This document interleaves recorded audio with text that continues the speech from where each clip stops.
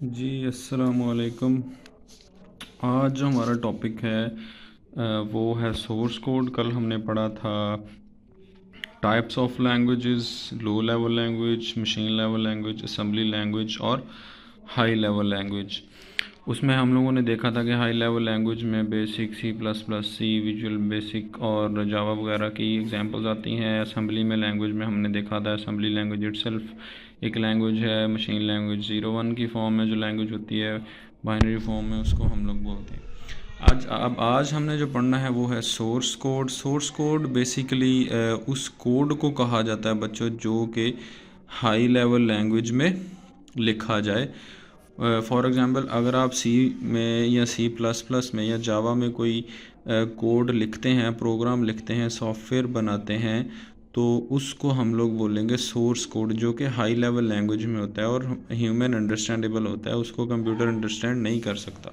उसको हम लोग कहते हैं कि वो सोर्स कोड है। अब इसकी डेफिनेशन पढ़ लेते हैं। A program written in a high level language is called source code. ऐसा प्रोग्राम जो कि हाई लेवल लैंग्वेज में लिखा जाए उसको हम सोर्स कोड बोलते हैं। Source code is also called source program, तो हम उसको सोर्स प्रोग्राम भी कह सकते हैं। Computer can not understand this statement, computer उसको नहीं समझ सकता क्योंकि वो हाई लेवल लैंग्वेज में लिखा गया होता है, इसलिए कंप्यूटर उसको समझ नहीं सकता। The source code can not be executed by computer directly, computer उसको एग्जीक्यूट डायरेक्टली नहीं कर सकता, इसलिए आपको एक ट्रांसलेटर चाहिए होता है जो कि उसको कन्वर्ट करे ऑब्जेक्ट कोड में एंड देन एग्जीक्यूटेड। अब ऑब्जेक्ट कोड क्या होता है उसको देख लेते हैं।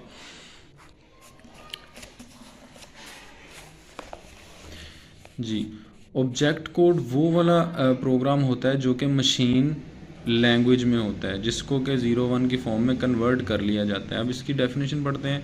A program in machine language is called object code, it is also called object program और machine code. Computer can understand object code directly. अब जो आप ट्रांसलेटर यूज़ करते हैं, जो कंपाइलर यूज़ करते हैं, वो सोर्स कोड को कन्वर्ट करता है ऑब्जेक्ट कोड में। जब आप अपना प्रोग्राम हाई लेवल लैंग्वेज में लिख लेते हैं तो कंप्यूटर उसको जो है वो ट्रांसलेटर के थ्रू कन्वर्ट करता है मशीन लेवल लैंग्वेज में या मशीन कोड में, तो फिर उसको डायरेक्टली अंडरस्टैंड करता है कि यूज़र क्या करवाना चाह रहा है। उसके बाद आते हैं कि difference between source code and object code. तो डिफरेंस इसमें सबसे पहला यही है कि ये हाई लेवल में लिखा जाता है और ये जो है वो मशीन लेवल में इसको लिखा जाता है। दूसरा पॉइंट है कि source code is easy to understand. Obviously ये हाई लेवल लैंग्वेज में होता है तो आसानी से समझ सकते हैं। ये मुश्किल होता है क्योंकि ये 01 की फॉर्म में होता है। सोर्स कोड को चेंज करना आसान होता है, ऑब्जेक्ट कोड को चेंज करना मुश्किल होता है क्योंकि वो ह्यूमन अंडरस्टैंडेबल नहीं होता, तो इसलिए उसको चेंज करना थोड़ा मुश्किल होता है। Source code contains fever statement. ये वाली जो है वो फॉर एग्जांपल अगर आपने एक लाइन लिखी है तो मे भी वो ऑब्जेक्ट कोड में जब उसको कन्वर्ट करें तो वो 5-6 बन जाएं, तो इसलिए ये थोड़ी लाइंस में होता है, ये ज़्यादा डिटेल में होता है। अच्छा, अब ट्रांसलेटर्स जो है, लैंग्वेज ट्रांसलेटर, इसको देख लेते हैं। Language translator is a program that translates a program of high level language और assembly language into machine code. वो वाले ट्रांसलेटर जो कि हमारी हाई लेवल लैंग्वेज को कन्वर्ट करते हैं कंप्यूटर अंडरस्टैंडेबल लैंग्वेज में, जिसको मशीन लैंग्वेज बोलते हैं, उसमें जो कन्वर्ट करते हैं उनको हम लोग लैंग्वेज ट्रांसलेटर बोलते हैं। Every computer language has its own translator. हर लैंग्वेज के पास अपना एक ट्रांसलेटर होता है। Computer understand only machine language.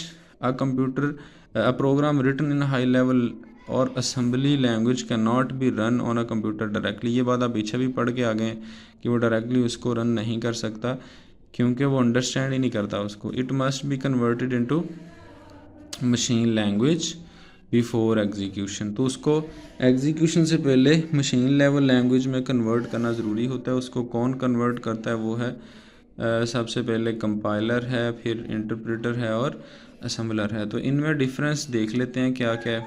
सबसे पहला है कंपाइलर।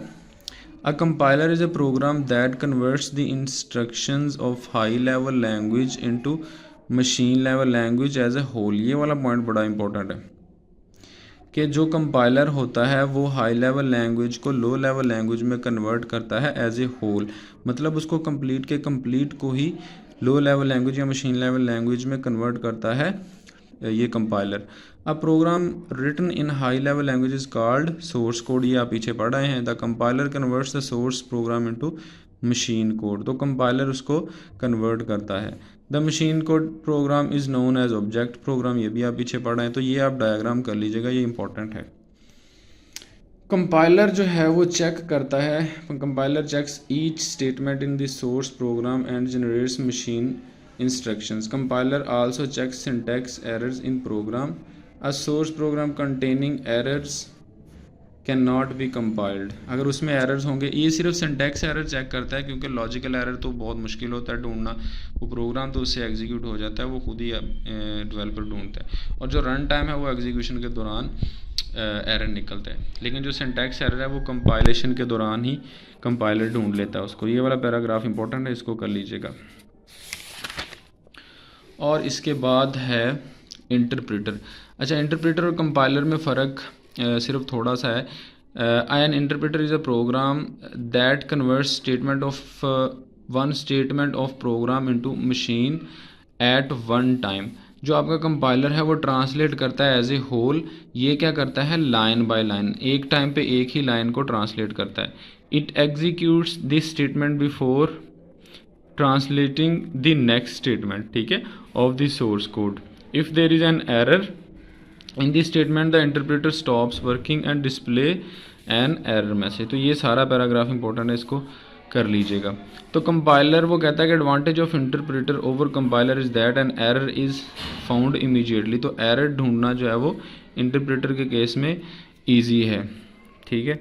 तो ये इतना जो है, ठीक है, तो ये इतना जो है वो इनफ है। तो ये वाला कर लीजिएगा। बेसिक लैंग्वेज जो है वो इंटरप्रेटर को इस्तेमाल करती है। फिर है असम्बलर, वो वाला ट्रांसलेटर जो कि सिर्फ असम्बली लैंग्वेज को ट्रांसलेट करता है मशीन लेवल लैंग्वेज में, उसको हम लोग बोलते हैं असम्बलर। ठीक है बच्चों, ये था ओवरऑल। और इसके बाद ये जो टेबल दिया गया इसमें कंपाइलर और इंटरप्रेटर का जो है वो डिफरेंस बताया गया, कंपैरिजन बताया गया। Compiler as a whole convert करता है, ये लाइन बाय लाइन करता है। कंपाइलर ऑब्जेक्ट कोड फाइल बनाता है, ये जो इंटरप्रेटर है ये ऑब्जेक्ट कोड फाइल नहीं बनाता, क्योंकि इसने लाइन बाय लाइन करना होता है, ये एज ए होल करता है, तो इसलिए ऑब्जेक्ट कोड फाइल बनाता है। फिर कंपाइलर जो है वो हाई लेवल को जो है वो प्रोग्राम को कन्वर्ट करता है, जो कि बार बार एग्जीक्यूट होना होता है। लेकिन ये जो है हाई लेवल प्रोग्राम को हर दफ़ा ही करता है, जितनी दफ़ा भी वो एग्जीक्यूट होगा। ये एक दफ़ा फाइल बन जाएगी, आप उसको बार बार एग्जीक्यूट कर सकते हो। प्रोग्राम एग्जीक्यूशन यहाँ पे फास्ट होती है, यहाँ पे स्लो होती है, क्योंकि लाइन बाय लाइन करनी है। और compiler display syntax error after compiling whole program, ये जो है हर लाइन पे सिंटैक्स एरर दिखाता है। तो उसके बाद है मेमोरी और स्टोरेज में क्या फ़र्क है, ये भी इम्पोर्टेंट है। मेमोरी जो है वो वोलाटाइल है, जैसे कि मेन मेमोरी की अगर हम बात करें तो वो वोलाटाइल है, ये परमानेंट होती है। ये नॉन वोलाटाइल है, मतलब लाइट चली भी जाए तो ये वाला सफाया हो जाएगा, इसका सफाया नहीं हो सकता। It is faster than storage, memory main memory आपको पता है फास्ट होती है, ये स्टोरेज होती है, ये स्लो होती है। इसके अलावा ये एक्सपेंसिव होती है, ये लेस एक्सपेंसिव होती है। प्रोग्राम इन मेमोरी जो है वो कॉपी किया जाता है एग्जीक्यूशन के लिए, यहाँ पे आप स्टोर करने के लिए प्रोग्राम को सेव करते हो। The capacity of memory less than storage, तो मेमोरी जो है वो 2 या 4 GB की होगी, ये तो हंड्रेड्स ऑफ GBs होते हैं। तो ये था इसका ओवरऑल जो डिफरेंस, इसको आप कर लीजिएगा। हमारा चैप्टर एंड हो गया है। इंशाल्लाह अब जो नेक्स्ट लेक्चर होगा उसमें हम लोग अपना नेक्स्ट चैप्टर स्टार्ट करेंगे।